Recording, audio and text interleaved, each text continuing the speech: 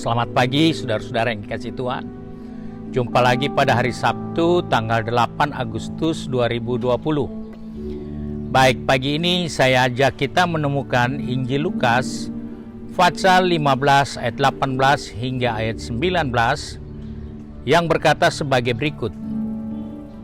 Aku akan bangkit dan pergi kepada Bapakku dan berkata kepadanya, Bapa, aku telah berdosa terhadap sorga dan terhadap Bapa. Aku tidak layak lagi disebutkan anak Bapa. Jadikanlah aku sebagai salah seorang upahan Bapa. Saudara yang dikasihi Tuhan, kita tahu bersama bahwa ini adalah pengakuan dari seorang yang terhilang.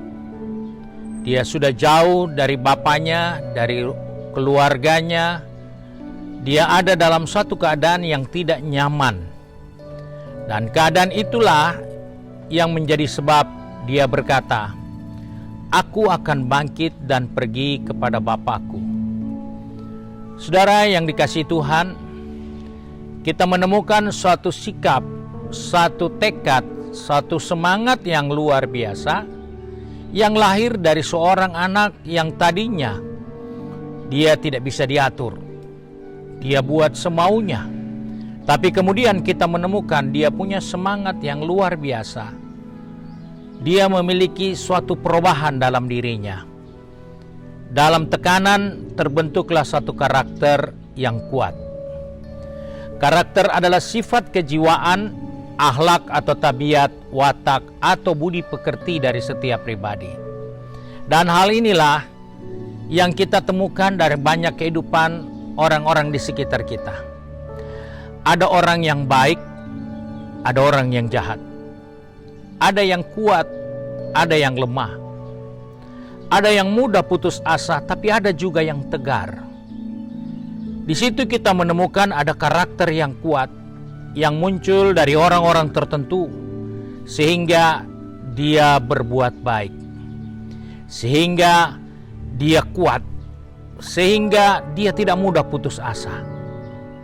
Inilah yang lahir dari seorang yang telah mengalami kesukaran, kesulitan, dan hal itulah yang membuat dia memiliki kekuatan yang besar.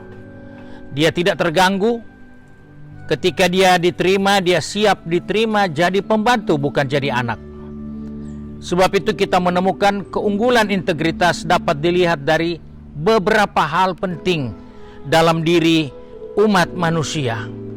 Kita harus tahu bahwa seringkali kita menemukan hal-hal yang kita tidak pernah duga. Dan disitulah akan membentuk kita sebagai orang yang kuat atau orang yang lemah. Kita menemukan integritas dari anak yang terhilang ini. Bahwa dia memiliki kesadaran hal-hal yang kecil ternyata itu penting.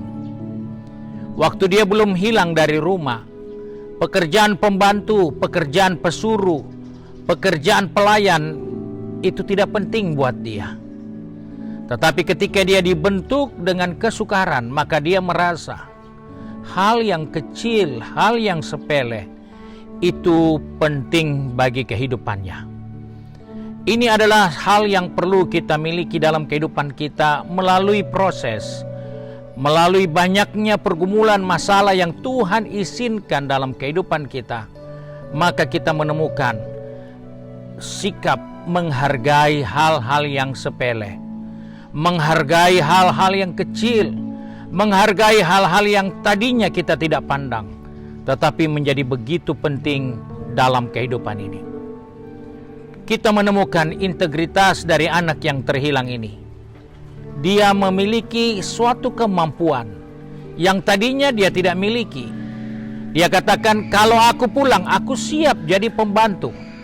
Di situ kita melihat bahwa dia siap mengambil tanggung jawab karena dia sudah melewati proses.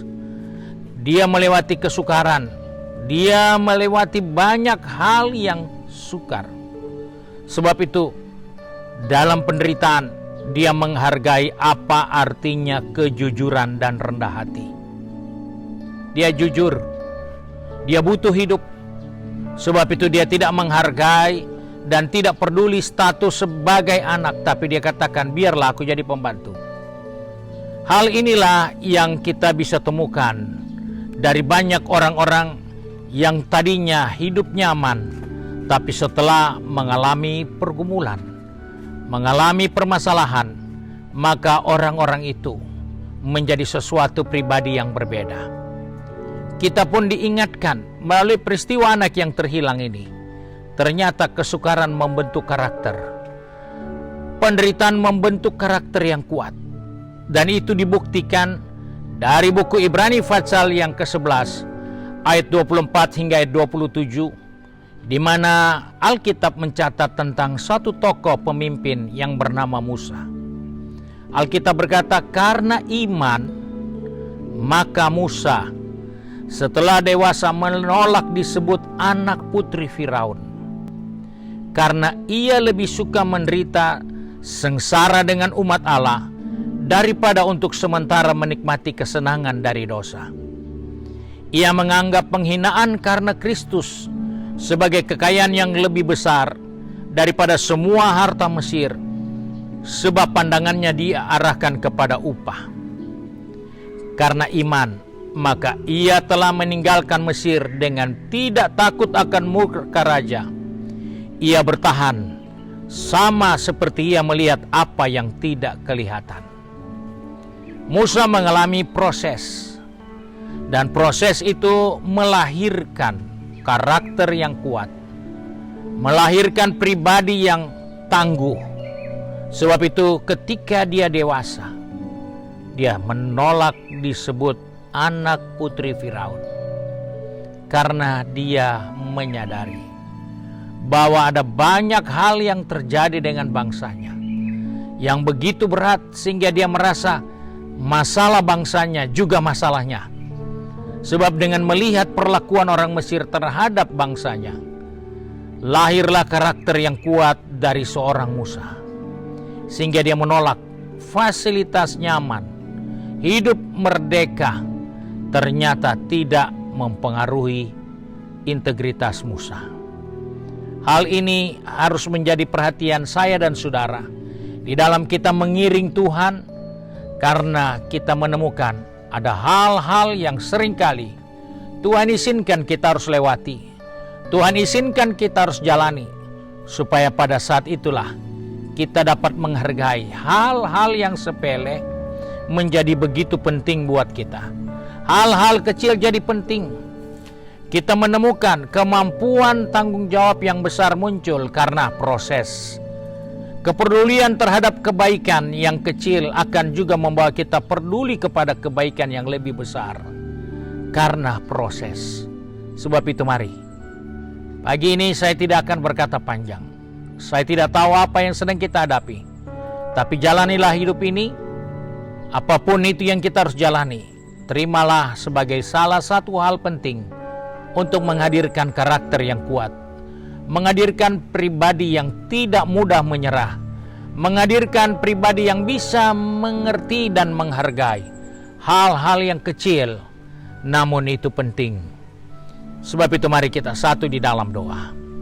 Tak putus-putusnya kami bersyukur kepada Bapa di surga, karena pagi hari ini kembali Engkau mengingatkan kepada kami, belajar dari kehidupan anak yang terhilang, belajar dari kehidupan Musa sebagai pemimpin.